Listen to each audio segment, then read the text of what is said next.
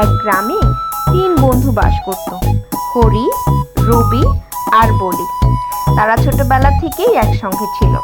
তারা প্রতিদিন সকাল থেকে সন্ধ্যা অবধি মাঠে কাজ করত আর দিন শেষে মজা করে সময় কাটাতো। তবে তাদের একটি অভ্যাস ছিল, তারা সবসময় ভাবতো তাদের জীবনে ভালো কিছু ঘটবে না। 3 বন্ধুই ভাগ্যকে দোষ দিত। একদিন 3 বন্ধু বসে গল্প করছিল। হঠাৎ হরি বলল, জানো, আমি শুনেছি ভাগ্য একদিন না একদিন ঘুরবে, কিন্তু আমাদের তো কিছুই হচ্ছে না, আমাদেরও কি ভাগ্য ফিরবে না? রবি মুচকি হেসে বলল, ভাগ্য ঘুরবে মানে? আমাদের কপালে দুঃখ ছাড়া আর কিছু নেই।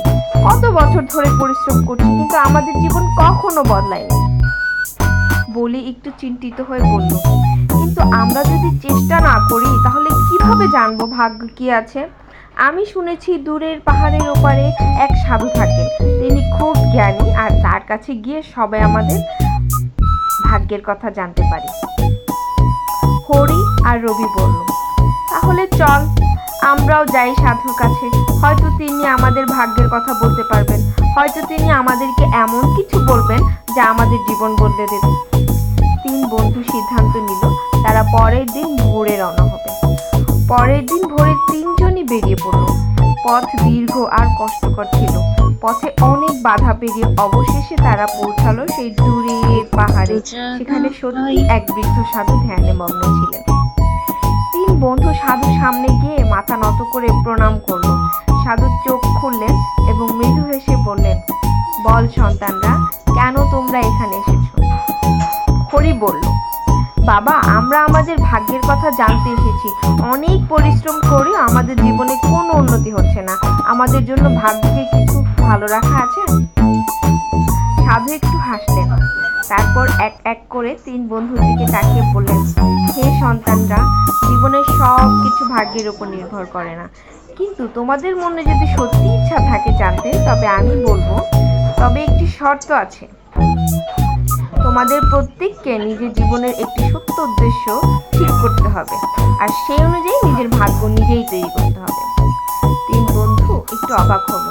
তারা ভাবলো, ভাগ্য কি করে তৈরি করা যায়? সাধু বুঝলেন তাদের সন্দেহ এবং 3 জনকে পৃথক করে নিয়ে গিয়ে তাদের ভাগ্যের পথ দেখালেন। প্রথমে হরির কাছে এসে বললেন, শোনো, তোমার ভাগ্য বড়লোক হওয়া লেখা নেই, কিন্তু তুমি যদি ইচ্ছা করো তবে পৃথিবীর যে কোনো সম্পদ অর্জন করতে পারো। মনে রেখো, তুমি যদি প্রকৃত মানুষ হও আর সৎ পথে চলো, তবে তুমি একদিন সবাইকে অবাক করে দেবে।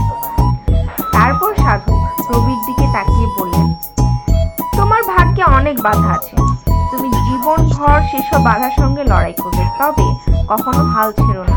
তোমার মধ্যে অদম্য ইচ্ছা শক্তি আছে, যদি তুমি তা কাজে লাগাও তবে একদিন তুমি সবার কাছে অনুকরণীয় হয়ে উঠবে।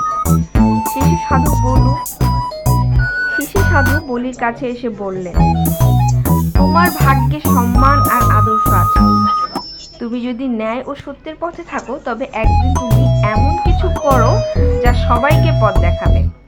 মনে রেখো, এই পথ সহজ নয়, অনেক পরীক্ষার মধ্যে দিয়ে যেতে হবে। 3 বন্ধু তাদের ভাগ্যের কথা শুনে একটু হতাশ হলো। তারা আশা করেছিল সহজেই সবকিছু পেয়ে যাবে, কিন্তু তারপর তারা বুঝতে পারলো যে সাধু আসলে তাদের শেখানোর জন্য এসব বলেছিলেন। সাধুর কাছ থেকে বিদায় নিয়ে তারা ফিরে এলো গ্রামে। 3 জনই ঠিক করলো তারা জীবনের জন্য সাধুর দেখানো পথ অনুকরণ করবে। এই সিদ্ধান্ত তাদের জীবনের মোড় ঘুরিয়ে দিল। হরি ঠিক করলো সে কঠোর পরিশ্রম করবে এবং নিজের দক্ষতাকে কাজে লাগিয়ে নিজের একটি ছোট্ট ব্যবসা গড়ে তুলবে। রবি সব বাধা অতিক্রম করে নিজের শক্তি ও সাহস দিয়ে একজন সম্মানিত সৈনিক হয়ে উঠল। আর বলি গ্রামের মানুষের পাশে দাঁড়িয়ে ন্যায় প্রতিষ্ঠা করলো এবং সবার কাছ থেকে সম্মান অর্জন করলো। বছরের পর বছর কেটে গেল। একদিন হরি আর দেখা করলো। তারা এখন একে অপরকে গল্প শোনাতে লাগলো, কিভাবে তারা সাধুর পরামর্শ অনুকরণ করে জীবন বদলে ফেলেছে। তারা বুঝলো যে সাধু আসলে তাদের ভাগ্যের সন্ধান দিতে চাননি, বরং নিজেই নিজে ভাগ্য গড়ে নেওয়ার শিক্ষা দিয়েছিলেন। এই গল্প থেকে আমরা শিখলাম যে ভাগ্যের উপর নির্ভর না করে নিজের জীবন নিজে তৈরি করতে হয়। ভাগ্য অপেক্ষা করার মতো নয়, বরং পরিশ্রম, ইচ্ছাশক্তি এবং সৎ পথে চলার মাধ্যমে তা অর্জন করতে হয়। ধন্যবাদ।